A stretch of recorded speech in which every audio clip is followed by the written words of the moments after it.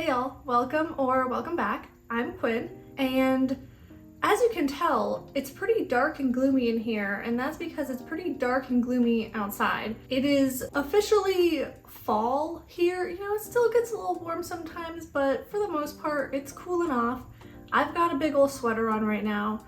I've got a big cup of hot coffee over here, and I thought that it would be fun to just kind of get all cozy up in here and go over a bunch of different Centro project ideas for fall. I scoured Pinterest, I scoured YouTube, I scoured the whole internet trying to find various patterns and tutorials for the Centro or, you know, any other circular knitting machine for y'all. And let me tell you, that is not easy. There are not a ton of patterns and tutorials for circular knitting machines out there, but I think I found a nice variety for y'all. I'm also gonna share some just inspiration pictures along with these patterns and tutorials so that y'all can branch out and, you know, maybe use these patterns and tutorials to help you figure out how to make these other cool ideas. If you like Centro content, then consider subscribing. I have quite a lot of Centro content, and I have a lot of Centro content planned coming up since it's fall now and I can make knit things. So yeah,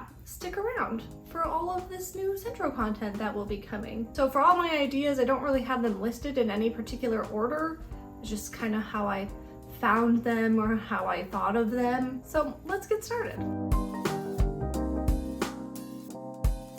First up, we have a blanket. It's getting cold outside, you know, you're gonna wanna cuddle up on the couch and get all cozy, and what better way than a big old blanket? So I found both a pattern and a video tutorial for different blankets. The pattern is up on Ravelry for like $6, and it's just a basic blanket, you know, one color, and it just has fringe at the bottom. It's gonna be super simple, super easy, great for a beginner. And then the video tutorial that I found is free. It's up on YouTube, and it's like a color block blanket that also has fringe at the bottom. Again, that'd be really good for a beginner project. It's just a bunch of tubes that you stitch all together, and she shows you how many rows to do of each color, and it makes this like super cool design on the blanket. And since it's on the Centro, you know, you'll make it in just a few days probably. Next up, we have fingerless gloves. Those are super in right now, and I feel like they would be perfect for fall.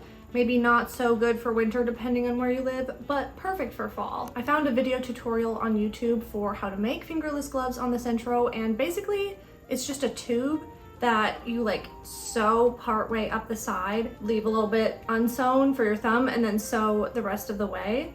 And it's like super simple and easy. But then I wanted to share with y'all a couple pictures that I found for like inspiration, you know, to go off of this video tutorial. So first picture, it's like this color block kind of thing where you could just do it with the tube, and I love how that looks so much.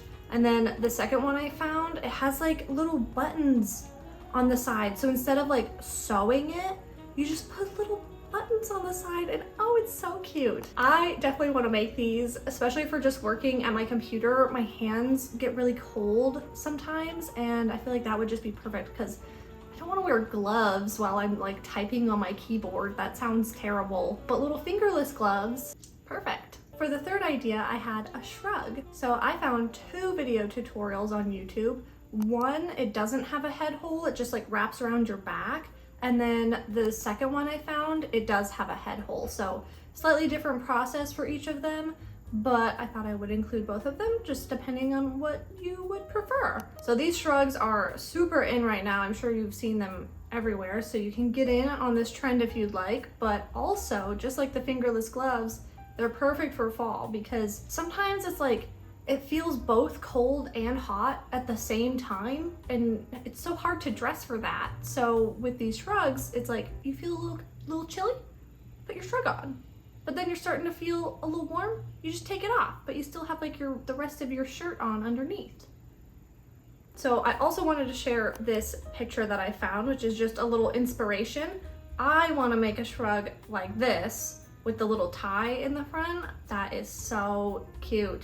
So I'm gonna just use one of these tutorials as like a jumping off point and then just alter it a little bit to get this one with the ties. Next up, I had a little piece of home decor that's perfect for fall: pumpkins. First up, I found a YouTube tutorial for how to make these pumpkins on, I think they are making it on an Addy, which has 46 pins, but it will work the exact same for a Centro that has 48. Really simple, super cute.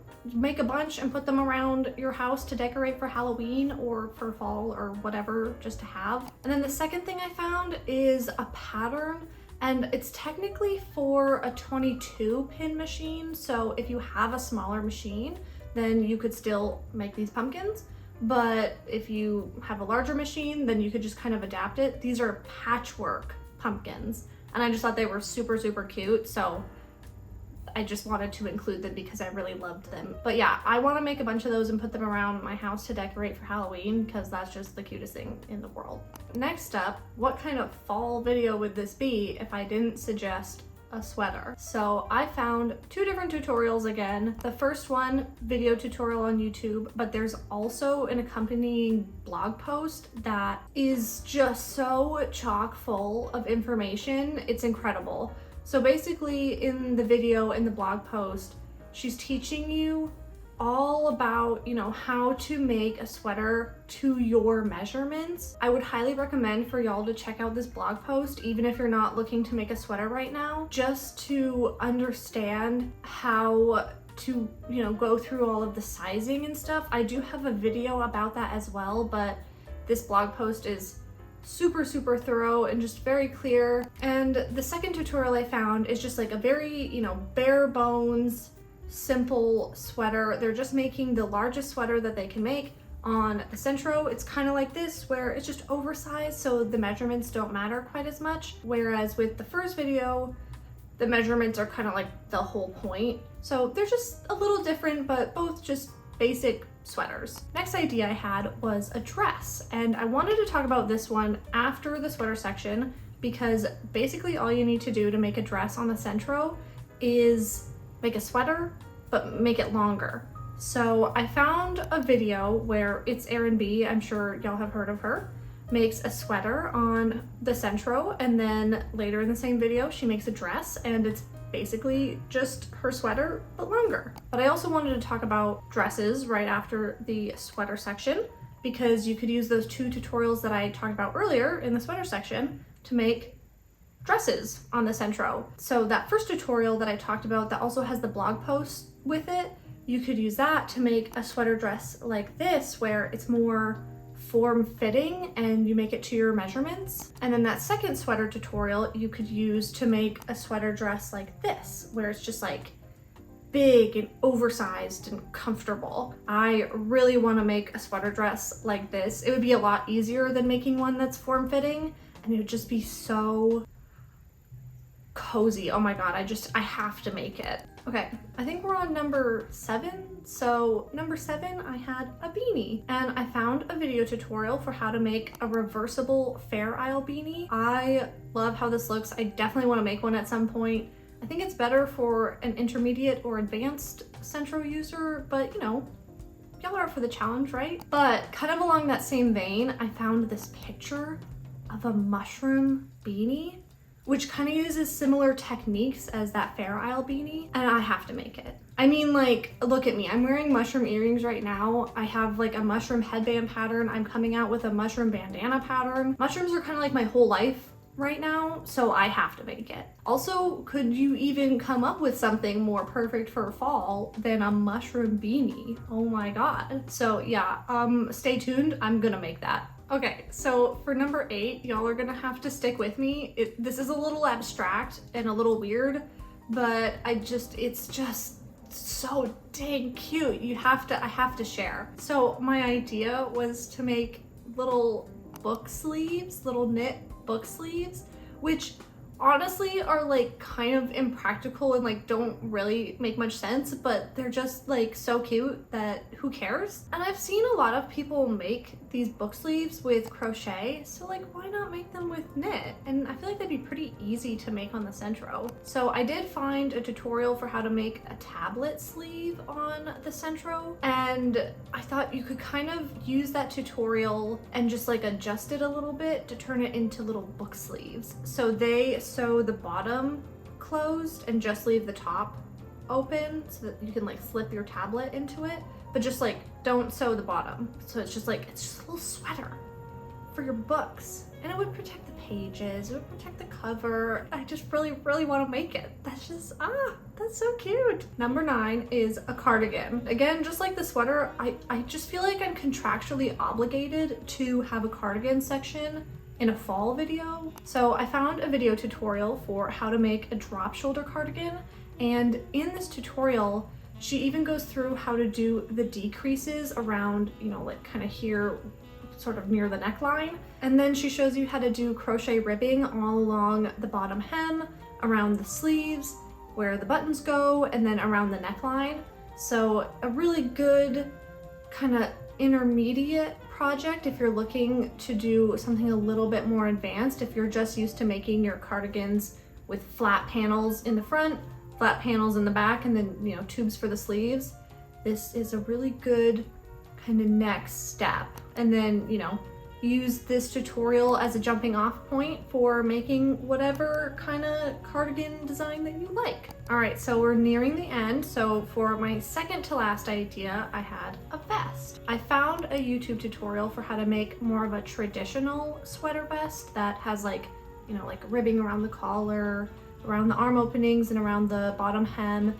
She's doing a little bit more like advanced techniques with like the increasing, decreasing kind of stuff. But I also wanted to share with y'all some inspiration pictures for like a different kind of vest. Not very traditional, but super cool, and honestly probably a little bit easier than this more traditional sweater vest. So I found these vests that have open sides. So basically all you would need to do is make a panel for the front, panel for the back, or, you know, if you want to make it bigger, then make 2 panels for the front, 2 panels for the back, and seam down the middle. And then you could make ties if you want to tie the sides closed, or you don't have to. It can just kind of be free and open. I guess it's almost like a poncho, sort of, but I just really like them. I think they're really cool and they'd be really easy to make. All right, we are to the final idea. And again, it's a little bit more abstract. I guess I kind of think of this one more as like a bonus because it's not really like a whole finished product. It's more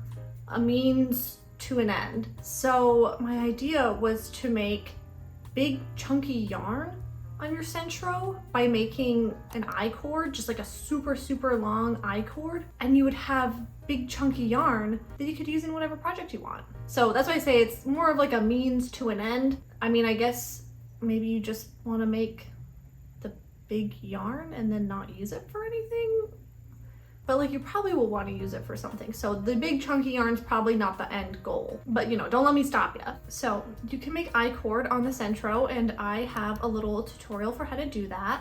Once you get the hang of it, it's really easy and super quick. I don't think this yarn is really gonna fit back on your centro after you make it, so you're gonna either have to crochet or hand knit this yarn into something, but you would have made your own yarn, and like that is just so cool. So I'm definitely gonna do this. These are some projects that I am thinking about maybe making with big chunky yarn once I do make my big chunky yarn, and y'all should make it too. That is all I have for y'all today. I hope that you enjoyed this video. I hope that it inspired you. Let me know, what is your favorite project idea? What are you gonna make first? I have no idea what I'm gonna make first. There's just too many things on this list that I really wanna make, but stick around if you'd like to find out what I do make first. Like I said earlier, I do make a lot of Centro content, so consider subscribing if you enjoy Centro content, and if you enjoyed this video, then please consider giving it a like. That really helps me out. All of the tutorials, patterns, and inspiration pictures will be linked in the description below, so remember to check that out. And I hope you'll have a great rest of your day. I'll see you next time. Bye.